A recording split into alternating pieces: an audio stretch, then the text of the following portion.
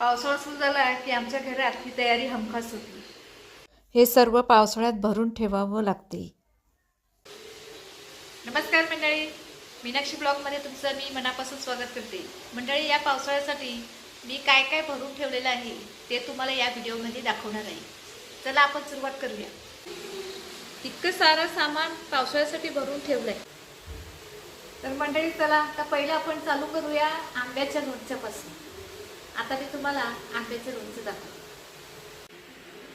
हे बघा आंब्याचं लोणचं.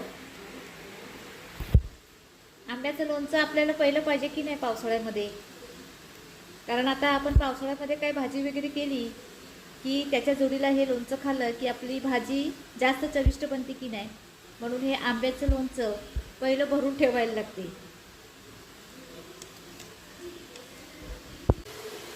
मंडळी, ही जी लोणच्याची बरणी आहे ना, ती माझ्या आईने मला माझ्या बाहेरून पाठवलेली आहे. आणि ही आंबे जे आहेत ना, हे आंबेसुद्धा बाहेरचेच आहेत. तिने स्वतः हाताने बनवून मला हे लोणचं पाठवलेलं आहे. हे लोणचं आंबट गोड आहे, कारण तिला माहिती आहे ना की आम्हाला आंबट गोड लोणचं आवडते, त्याच्यामुळे तिने आम्हाला ही लोणचं भरून पाठवलेलं आहे. आता हा आहे कोलिंब. हा बघा कोलिंब, याला कोलिंबाचं लोणचं बोलतात. हे जास्त लोक भरत नाही आहेत, कमीच लोक भरतात. त्याच्यामुळे मी देखील हा बघा जास्त भरला नाही आहे, थोडाच भरलेला आहे. हा देखील आपल्या लोणच्यासारखाच आहे. ह्याला कोलिंबचं लोणचं म्हटलं जाते.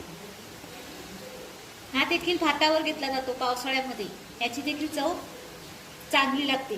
कोलिंब आहे ना, हा कोलिंब मी जानेवारीत भरलेला आहे, कारण तो जानेवारीतच भरायला लागतो, कारण त्याला पावसाळ्यात खायचा आहे ना, म्हणून तो लवकरच भरायला लागतो. हा कोलिंब जो आहे ना, हा कोलिंब याची जी रेसिपी आहे ना, ती माझ्या व्हिडिओवर आहे. जर तुम्हाला या कोलिंबची रेसिपी पाहिजे असेल तर तुम्ही माझ्या चॅनलवर जाऊ शकता आणि बघू शकता. आता आपले लोणचे दोन्ही झाले, आंब्याचं लोणचं झालं, कोलिंबचं लोणचं झालं. आता आपण हा मसाला बघूया. मंडळी, हा बघा मसाला जो आपल्याला 12 महिने लागतो, तो मसाला देखील या पावसाळ्यामध्ये भरून ठेवलेला आहे. मसाला देखील आम्ही पावसाळ्यामध्ये करून ठेवतो. म्हणजे पावसाळ्यामध्ये पाऊस लागल्यानंतर मसाला संपला तर कुठे जायचं, कारण आपल्याला घरचाच लागतो ना. दुकानाचा वगैरे काय आम्हाला म्हणजे मला वाटते सगळ्यांना चालत नाही. त्यामुळे हा घरगुती मसाला देखील आम्ही पावसाळ्यासाठी करून ठेवतो. ह्या बघा बुमलाच्या काड्या. या बुमलाच्या काड्या देखील पावसाळ्यामध्ये खूप महत्त्वाच्या आहेत ना. ह्या बघा मंडळी, हे बघा, या आहेत बुमलाच्या काड्या आणि या आहेत आपला सुका जवळा जो बोलतो ना तो. आता पावसाळ्यामध्ये आपल्याला ह्या दोघांची गरज खूप लागते की नाही. म्हणजे पावसाळ्यामध्ये आपल्याला जेवायला काय भेटत नाही, अशा वेळेला हे सुक्क जी मच्छी आहे तीच आपल्या कामाला येते. आणि आता नुकताच माझी सुक्या बुमलाचं तेलावरचं कालवण ही रेसिपी मी व्हिडिओवर टाकलेली आहे. जर तुम्हाला पाहिजे असेल तर तुम्ही चॅनलवर जाऊन बघू शकता. हे बघा सगळ्यात शेवटचे, लास्ट बट नॉट लिस्ट, हे आहेत सुके वाल. खूपच चांगले आणि खूपच मस्त असे वाल आहेत.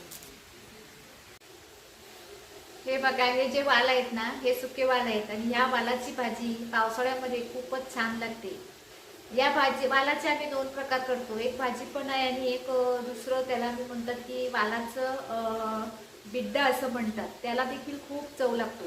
ते सुद्धा या पावसाळ्यामध्येच आम्ही हे वाल भरून ठेवतो.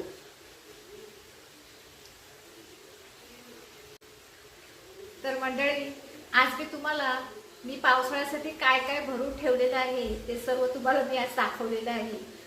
जर तुम्हाला हा व्हिडिओ आवडला असेल तर नक्कीच या व्हिडिओला लाईक करा, शेअर करा, कमेंट्स करा आणि हो, चॅनलला सबस्क्राईब नक्की करा. भेटते पुन्हा एकदा एका नवीन व्हिडिओमध्ये. तोपर्यंत धन्यवाद.